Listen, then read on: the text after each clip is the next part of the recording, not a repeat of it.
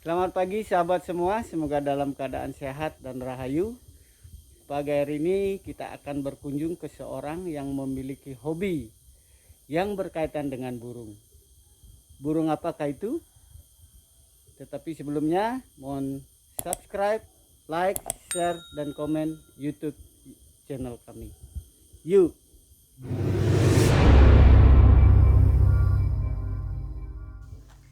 Sahabat, kita sudah sampai di kediaman seseorang yang memiliki hobi berkaitan dengan burung. Siapakah dia? Yuk.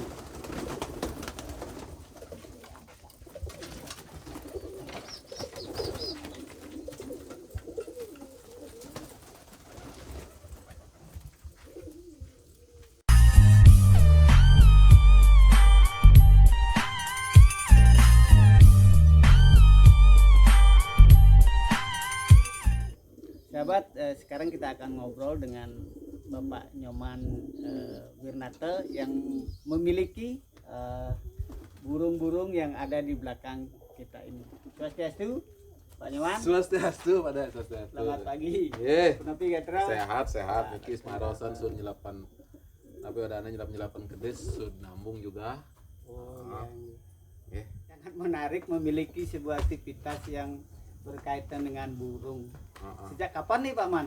Pak Man tertarik dengan burung darah ini namanya? Bisa dibilang burung dara, daro atau burung merpati. Tiang atau saya sudah dari kapan ya? Dari semasa pandemi, kira-kira satu setengah tahun sudah berjalan. Jadinya ini untuk dipakai untuk menghibur diri sebenarnya. Hobi menghibur diri dan juga bisa dibilang ada keuntungan, ada nilai komersilnya juga. Gitu ya. Daripada ya. Awalnya berapa, Pak Man? Artinya awalnya berapa? Dari awal dia pertama belinya sampai keliling Bali lah, kayak di Klungkung, di Singaraja dan Gianyar juga. Udah keliling. Awalnya yang memiliki 75 ekor. 75 ekor. Banyak termasuk ya. Langsung pemula langsung main hajar, ya? Main hajar. Langsung ngegas Iya. 75. Iya. Dan apa ya, dari dasar kenapa Pak Man kok memilih darah? Kan banyak juga burung-burung lain ya, jenis yang lain atau hobi-hobi yang lain. Kenapa memilih darah? Kok bisa darah gitu loh artinya, atau merpati? Ya, kalau itu pertanyaannya kenapa milih dara, karena filosofi dari burung dara itu mungkin sudah semua pada tahu juga, karena burung merpati itu atau burung darat memang tidak pernah ingkar janji. Burung merpati hanya tidak pernah ingkar janji, kalau yang lainnya pasti ingkar janji, tapi burung merpatinya ini memang paling setia, tidak pernah ingkar janji. Dimanapun kita lepas pasti mereka pulang gitu.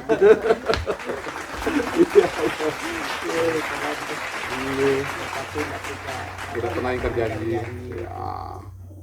Dan apa namanya, pasti ada ya tantangannya atau pengalamannya Pak Man yang untuk saat ini sudah berapa lama Pak? Sekitar satu setengah tahun. Ya. Tapi banyak pengalaman yang bisa diceritakan pada teman-teman, pengalaman apa untuk memelihara burung dara ini. Bisa diceritakan, Pak Man? Nggih. Selamat pagi, salam sehat, salam sohobi. Saya Nyoman Wirnate atau alias Jering, bisa dipanggil Jering, penghobi burung dara di seputaran Ubud. Alamat yang di seputaran Ubud di kawasan pariwisata. Ya. Kenapa suka memiliki hobi burung dara, memelihara burung dara? Karena satu yang seperti yang saya bilang tadi, karena burung dara itu tidak pernah ingkar janji. Ini yang pakai peternakan juga, bukan hanya sebatas hobi, tapi yang ada jual belinya juga. Ada jual beli. Kayak kandang di dalam ini khusus untuk ternak. Yang itu udah mulai ke peternakan betul sekarang, betul. Kalau yang di luar ini baru khusus petarung, karena di Bali khususnya yang di Ubud atau Gianyar kita memiliki jenis petarung penghibar jadinya. Kan ada banyak Jadi merpati. berapa jenis burung dara itu? Ada banyak. banyak, ya? Iya. Tapi sekarang kayak kalau jenis kupu-kupu dia terbangnya hanya naik aja. Tapi kalau jenis penghibar seperti ini dia terbangnya dia melingkar, semakin Iya, tinggi, semakin tinggi, semakin tinggi. Ada juga yang namanya merpati race atau daro race. Itu khusus untuk balap. Dia dilepas, dipegang yang ceweknya dipegang, yang cowoknya dilepas jauh di sana dia akan cepat-cepatan. Itu namanya daro race. Nah, Setiap penghobi memiliki Betul, namanya betul. kesenangan masing-masing, Betul, ya. betul. Ada yang senang yang memelihara yang jenis race, ada Iya. yang kupu-kupu atau yang lainnya. Nah, dari jenis-jenis itu Pak Man yang di mana? Apa jenis yang mana yang sekarang Yang digemari? di sini pelihara yang crossingan ya, crossingan Bali dan Jawa juga. Itu namanya crossingan. Semua jenisnya yang di sini jenis pekibar, pekebar ya. Jadinya dia Kenapa suka pengebar gitu? Mungkin ada alasan khusus gitu. karena di daerah Riki, daerah Gianyar, Ubud tentunya kebanyakan teman-teman yang penghobi seperti itu.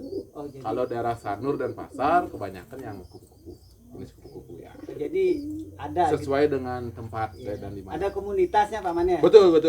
Oke, komunitas kita namanya Ubud Mengatasan Squad. Siap. Ubus Mengantosan. Ubud Mengatasan Teman-teman, Squad. Ubus Mengantosan Squad. Ini saya lagi berbincang dengan Pak Nyoman, bertanya-tanya tentang apa namanya proses dalam memelihara atau penghobi sebagai penghobi pembuluh darah. Nah Pak Man, ini kan apa namanya, kalau lihat sekilas burung ini kan hampir sama ya, hampir sama apa namanya dari bentuk, warna. Nah, untuk apa namanya membedakan kalau jenis kelamin, Kelaminnya. mungkin Pak Man punya apa informasi atau gimana caranya nih Pak Man? Oke. Untuk membedakan jenis kelamin antara laki dan perempuan atau wanitanya. Kalau yang laki biasanya dari body kelihatan agak lebih besar. Jadi body, pertama Aha, body. Dan juga dari kepala juga, dari bentuk, dari wajahnya. Kalau yang cewek itu identik wajah. dengan lebih cantik dia. Jadi pertama body, kedua Wajah ya. Dan juga bisa kita lihat dari suaranya. Kita dengar dari suaranya. Suara. Iya betul. Bagaimana bedakan? Bedanya kalau yang cewek biasanya bilangnya hai seperti itu. Hai seperti itu. Aduh, enggak. Lucu ya. Intermezzo. Kalau cewek biasanya dia kruku seperti itu. Oh, ada tone-nya ya. Iya, Tone-nya kruku. Kalau yang cowok kruku. Ada tambahannya dia. Oh, ada. Jadi tone suaranya berbeda. Betul. Jadi kan body, wajah, suara, ada lagi Ada lagi membedakan namanya jenis kelaminnya. di bawahnya seperti di bokongnya ada juga. Kalau bokongnya agak lebar dia seperti itu cewek. Itu cewek. Tapi agak tutup, agak sempit gininya apa namanya, space dari bokong itu dia cowok. Oh, dari di bokong juga. Berarti Ya. kira-kira ada 4 ya. Iya. Cara membedakan jenis kelamin darah. Pertama body, kedua wajah, ketiga suara, dan keempat bokong. Betul. Nah, ini kan nanti kaitannya juga dengan sistem apa namanya dia untuk kembang biak, Pak Mani. Jadi proses kembang biaknya seperti napi, Pak Man. Apa dia dengan sendirinya antara burung yang cewek sama yang cowok ini bertemu, apa ada proses-proses yang khusus untuk bisa dia berkembang biak? Oke, kalau untuk perkembang biaknya kita bisa tentukan secara manual atau secara alami mereka. Ya, iya. Kalau secara alami hanya kita lepas di dalam kandang seperti ini, mereka akan ketemu pasangannya. Tapi terkadang itu mereka tidak mau ketemu dengan sama warna. Oh, iya. Mereka akan bertemu dengan sesukanya mereka karena itu natural. Iya, iya. Tapi kalau kita mau Dia pisahkan, punya feeling berarti ya. Jadi betul, kayak, betul. Seperti kayak kita manusia, juga hati kita juga. punya feeling. Tapi kalau kita mau mempertemukan mereka supaya tetap dengan pasangannya, apa namanya, dengan sama warna, kita yang menentukan. Oh, jadi ada proses natural mereka dengan sendiri. Betul. Kedua juga dengan proses dipertemukan. Dipertemukan, jadi, ya. jadi untuk bisa dia berkembang biak. Betul. Nah, setelah itu kan dia akan bertelur, Pak Man. Setelah Betul. terjadinya pertemuan itu mereka akan bertelur. Nah, dari proses telur sampai dia netas kira-kira berapa lama, Pak Man? Prosesnya kira-kira sekitar 14 atau 16 hari. 16 hari. Ya. Makanya di sini di dalam semua saya isi tanggal. Kapan telur pertama netas, yang telur kedua tanggal berapa netas. Setelah itu kalau sudah lewat dari 16 hari ya berarti telurnya sudah rusak, jadinya kita buang aja. Berarti detail ya. Betul, betul, betul. Detail. Jadi telur itu dikasih tanggal. Gitu, Bukan telurnya tapi kandangnya, kandangnya. rumahnya, kamarnya, kamar ya. Jadi tempatnya bertelur, Betul, betul. dikasih tanggal kapan dia mulai bertelur. Iya. Nah, dari telur-telur yang dihasilkan itu semua bisa jadi jadi anak gitu. Enggak tentu juga. Enggak tentu juga, tergantung dengan induknya. Kalau induknya dia memang disiplin untuk mekom atau netas enggak, bagus. Tapi terkadang induknya juga dia malas atau trauma atau stres. Dia sampai sempat kena air atau dia mandi, setelah itu dia masuk ke dalam penetasan telur itu, telurnya tidak akan jadi.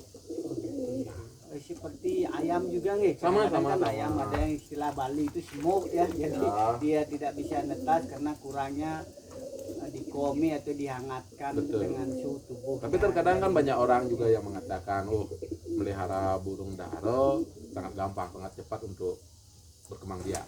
Memang saya setuju dengan itu, tapi kita nyari kualitas dari bulunya, kualitas dari bodinya itu agak susah. Terkadang contoh dia warna putih belum tentu netasnya putih juga. Pasti ya ada perubahan-perubahan.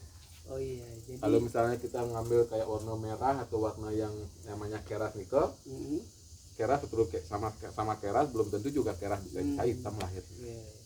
Ya, tergantung juga induknya apa dia sempat selingkuh atau gimana kan selingkuh atau bermain kan.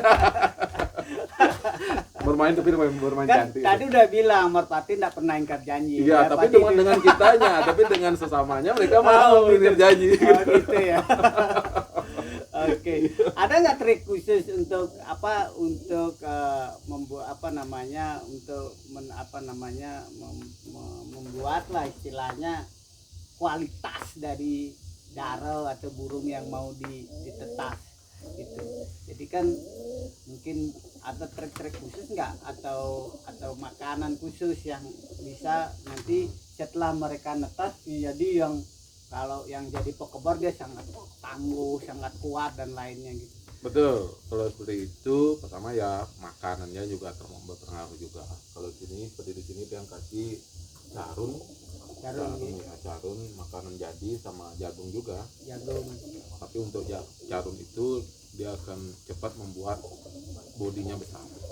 Oh gitu, pengaruhnya dia ke bodi ya. Betul. Kalau pekebar berarti kurang bagus dong kalau bodi besar. Enggak bagus, tapi nanti setelah dia sudah biasa makan sendiri, yang rubah pakannya. Yang rubah pakannya menjadi pakanan yang kasih jagung kering, jagung mentah. Kalau mereka secara alami mencari di luar? Bisa ya? Tapi kan seperti orang tua yang mengatakan dulu kalau kita pelihara burung merpati atau burung dara sangat jorok. Karena apa? Karena kita tidak perhatikan, kita tidak buatkan tempat khusus. Jadinya mereka burung itu dia terbang kemana-mana dan juga sampai sampai dia nyari makan, cari pakan, dia memakan sesajian atau banten yang jadi karena kurangan makanan, betul. Kurang dikasih asupan makan oleh pemilik, jadi mereka mencari sendiri. Iya. Jadinya musuh lah dia kan ngerebedo apapun yang ada dimakan gitu kan. Betul. Gitu. Tapi kalau kita pelihara seperti ini bersih Pak. Perintah 1-2 minggu sekali kita bersihkan kotorannya, sudah bersih. Kembali di awal Pak Man. Iya. Ini kan seperti saya tanyakan tadi tantangannya, kan nanti ada cubiran juga mungkin Pak Man ini. Wah, palingan bulan Tumino kan bemat gitu. Oh betul. Oh, Itu weh, kadang-kadang benar, sebagai benar. penghobi awal kan seperti itu tantangannya gitu. Benar, benar, Paling benar. bulan Tungdino bemat. Nah untuk melewati nih dari Betul, bulan betul. Tungdino sampai 1,5 tahun, gimana Iya. Pak Man? Oke, ini sangat luar biasa pertanyaannya. Memang benar. Memang saya pun merasakan juga karena dari dulu saya tidak pernah punya hobi lebih dari bulan Tungdino. Atau Ya. 1 bulan. Jadi nggak salah dong orang Nggak salah, nggak salah, itu benar. Tapi tergantung juga dengan hobi kan. Tergantung juga dengan hobi. Kembali ke hobi.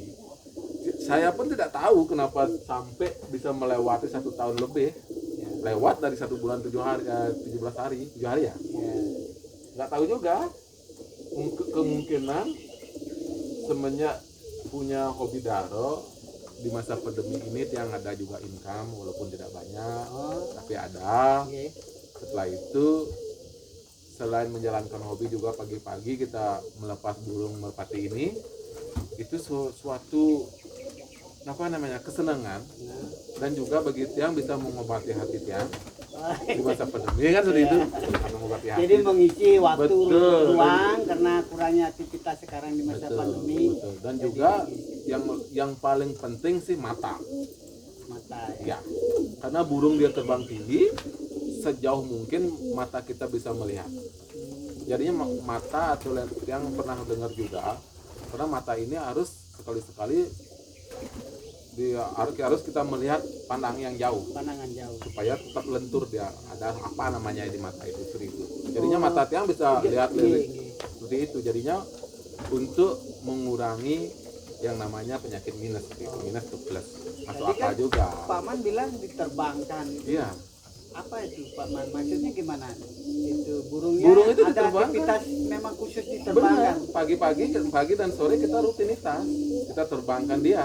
Ah, Terbangkan burungnya berapa ekor, 50 ekor atau 40 ekor kita terbangkan. Mereka bebas terbang. Mereka terbang sepuasnya mereka di atas, setelah itu turun mereka turun dengan sendirinya. kembali ke kandangnya. Kembali, betul. Nah itu kok bisa ya Pak Man? Artinya mereka nggak akan lari setelah mungkin dikasih terbang mereka bebas nggak mau kembali gitu. Begitu juga seperti apa yang Tiang katakan tadi, karena merpati itu tidak pernah ingkar janji sama tuannya. Oh, Seperti itu. oh, gitu. Oh jadi mereka tahu ya. Nah, mereka sudah tahu tempatnya ya. Walaupun bagaimana kita ngusirnya, mereka akan datang. Datang. Ya. Kecuali pas terbang ada teman yang memiliki hobi yang sama, mereka menerbangkan juga, mereka akan bertemu di atas. Mereka bertemu di atas, kalau merpati burung kita capek atau pas lagi bulunya lepas, namanya ngurag kalau di Bali, kemungkinan mereka akan ikut di sana dan turunlah di sana. Jadi kalau sesama penghobi melepas Betul. burung bersamaan ke atas, ketemu Betul. di atas, Betul. mungkin salah satu burung dari penghobi lain bisa ngikut atau Betul. burung kita ngikut ke penghobi lain. Betul. Nah, Apalagi itu gimana itu komunikasinya? Kalau tahu nggak siapa kira-kira itu atau gimana gitu? Tergantung juga di komunitas kan, kayak di Ubud ada Ubud Mengantarkan Subat, ada yang komunitas yang lain ada di desa lain ada juga. Kayak kalau kayak Tiang di sini, kalau saya sendiri memiliki ciri khas dari gelang di kakinya burung itu ada warna Iya iya iya. sweet orange itu, Jadi putih hitam orange itu. punyanya identitas ya. Betul. Masing-masing penghobi mempunyai identitas Betul. yang ditaruh di burungnya masing-masing sehingga mereka tahu mana burungnya. Iya. Ya kalau Tiang sih secara awam kalau tidak tadi tahu itu ada tandanya tidak tahu. Itulah fungsinya. Itu Karena fungsinya. kelihatannya semuanya mirip gitu. Hmm. Oke Paman, jadi itu apa yang pagi hari ini yang ingin tanyakan kita share buat Ya. teman-teman, siapa tahu nanti dari penonton YouTube channel Taman Kajel ada yang memiliki hobi atau yang ingin mencoba untuk memelihara burung merpati atau peternak burung dara ini bisa bermanfaat dari apa obrolan kita pagi hari ini. Sebelum ditutup Paman, Ya. kira-kira kalau ada teman-teman yang tertarik bisa nggak datang ke sini untuk lihat-lihat atau Oke, tanya-tanya? silakan saja datang aja langsung ke Subak Juk Manis. Saya ada di Ubud, ada di Jalan Kajang Subak Juk Manis. Cari aja Sweet Orange. Sweet Orange Warung atau Sweet Orange Pigeon. Sweet Orange Pigeon ini kita di sini membudidayakan apa namanya? Burung merpati. Kalau memang tertarik silakan datang. Untuk mengisi waktu di masa pandemi seperti ini. Ya. Ya. Dan juga bukan ini aja, saya punya juga seperti klub-klub juga ada. Ya, Ya, klub-klub wah, ada. ini Mungkin. sangat banyak sekali nih aktivitasnya. Tapi kita nanti bisa dari edisi berikutnya kita nanti Ya. ngobrol tentang kelak-kelak. Tadi juga saya sudah lihat di seputaran sini sudah ada beberapa. Rumah Jadi Pak klub-klub, Man ini pakat juga klub-klub ya. sebagai peternak kelak-kelak Ya. dari beberapa tempat saya ada rumah-rumah kelak-kelak yang sudah ditaruh di kebun dan juga disiapkan pohon-pohon yang menyiapkan makanan untuk Selebah. kebutuhan lebahnya. Tapi itu nanti kita akan bahas di edisi berikutnya. Dan untuk kali ini kita cukup sampai di sini dulu. Sebelum ditutup, kami mohon maaf bila ada kata-kata ataupun obrolan kami yang kurang berkenan, dan kami mohon juga kepada penonton semua untuk mendukung program atau channel YouTube Taman Kaja ini untuk berkembang dengan subscribe, like, share, dan komen. Kita tutup dengan Ramo Santi. Om Santi, Santi, Santi, Om.